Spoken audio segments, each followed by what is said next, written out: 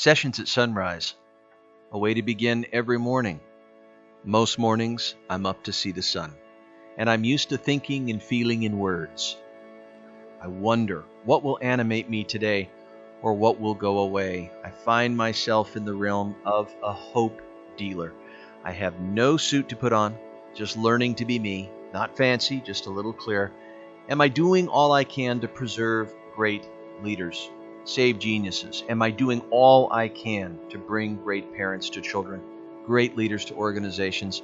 I ask myself this every morning. I ask the emerging sunrise to release me from shunning the mystery as the day unfolds, and the world does not have to be beautiful to work, but it is.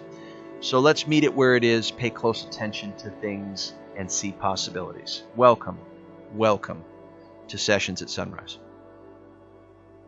If you've ever had the death of a best friend, you know how painful it is to remember the times that you had, but yet you're not going to spend those times for the rest of your life. You have fantasies in your mind about wanting this person back. You wish that you had the magician powers, the wizardry, to bring them back to life.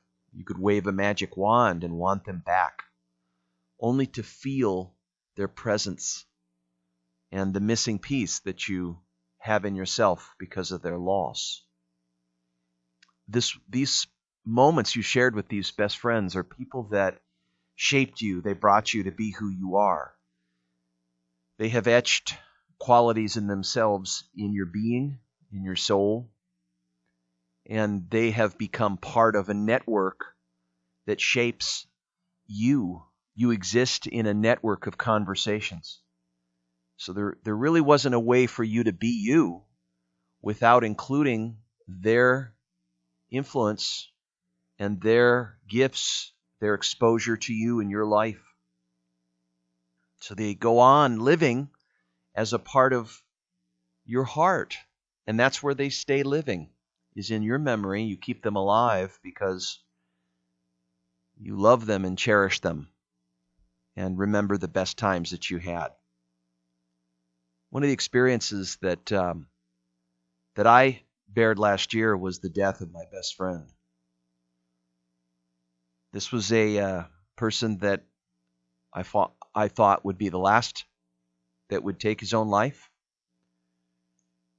And when I found he did, I found something in myself that I could bear witness to the struggle, the reality of that, because that moment was unbearable, but I could stay with the unbearableness. It was groundless. There was no ground. It was not manageable, yet I managed it. And the sorrow is inescapable. The loss is something that you can't hide from. You can't bury it. You can't get lost in the work and try to get rid of it. It's in you. So you learn to meet it. You learn to greet it. You have tea with it. You call it over. You tell it to sit at the table and say, let's chat. And when you do, there's a comprehension that you can make space for whatever arises. That we have this amazing ability, all of us, to be able to witness and to stay with whatever life brings in the door.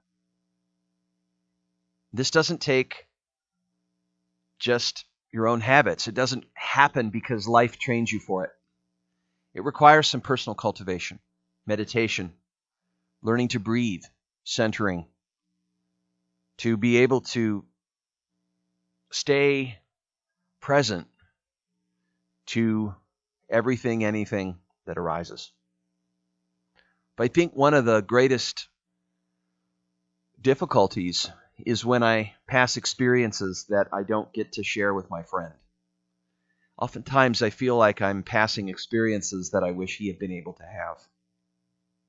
Having perished at 48 years old, There's a whole lifetime of experiences that he's cut off from now.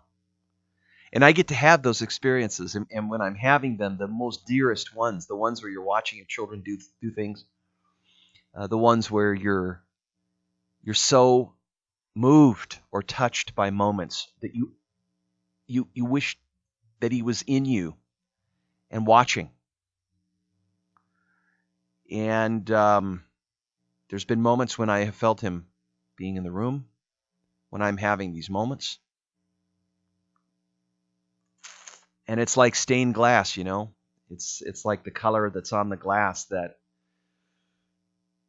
you push through it and you see through it and the light comes through it to you. So one of the things I like to do here on early morning sessions is write poetry, because poetry helps me kind of know what I already knew, because I think there's always more than you could ever say. And so I wrote this piece called The Etching. And this was to reflect on this quality of experience when I sense my friend is in the moments I'm in. And I want to convey to you how that felt very intimately. Etched like stained glass in my soul, my dead best friend lives at the edge of everything I encounter.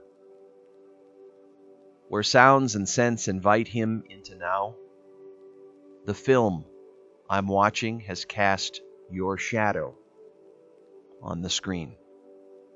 Could it be that your voice living in my heart is like an overlay, alive where unexpected captions come to dinner? What did you plant in my internal RAM as my windows open?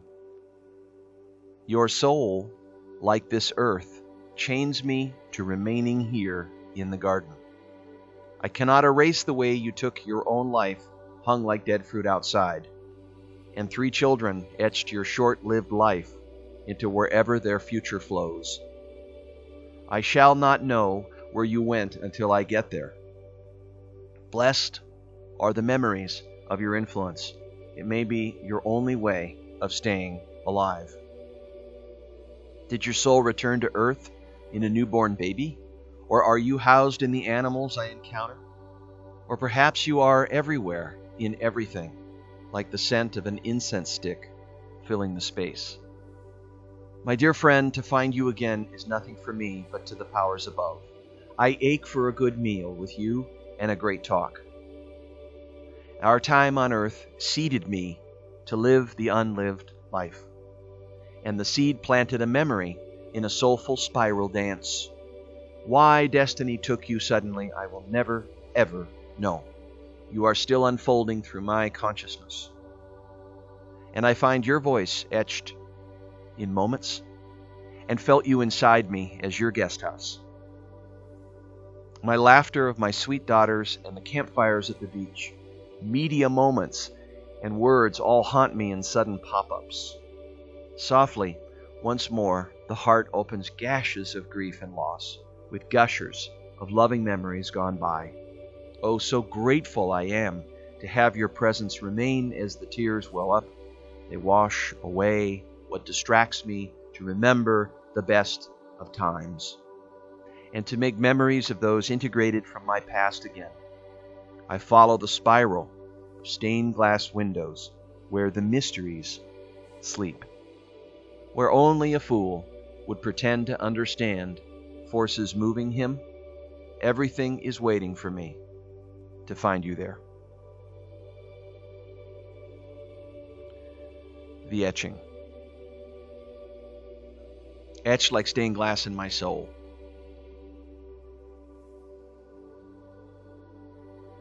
Because I have felt that this sensation of my friend dwelling where I am attending, where I'm alert, that the more alert I am, the more I am aware of his presence.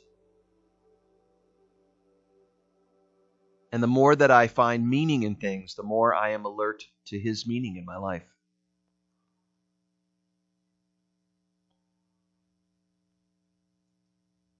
I'm not sure what his loss has prepared me for, but I'm sure I'll know. I wonder if he hears me now. I wonder where he lives. But I've learned how not to fight for those big questions of existence. They're great ones. They're great ones. They're full of curiosity. They're great questions. But my course is designed, organized by what matters to me, and that I can be sure of because I can reflect. I can reflect on the content in my life that matters, and I can continue to create content that matters. And that to me brings my best. That brings my best to the surface.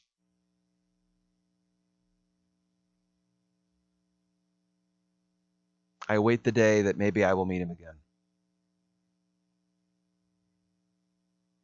I don't know if it'll be in this time or on this planet, but I await that day. I hope for that day. But I go on. Tomorrow, the sun rises. Just keep breathing, right? There's nothing more to add to this. It's just what's true. And I hope that as you encounter ones that go in and out of your life, as they leave physically, or maybe there's a death. They leave your love life, divorce. Your children move out of your home. They go off and become adults, raise families. There's a quality in you that's going to change. There's an initiation. There's something that you cross over, a gateway.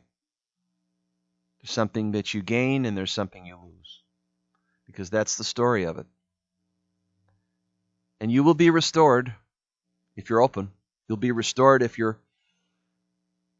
wise to know that nothing stays the same. But there's a certain trust, right? That rather than feel betrayed by the negativity of the loss or the grief, there's a question asking you to trust it. And what if you did? And what if the future actually needed it right this moment? What if? What if you treated it that way, as an invited guest?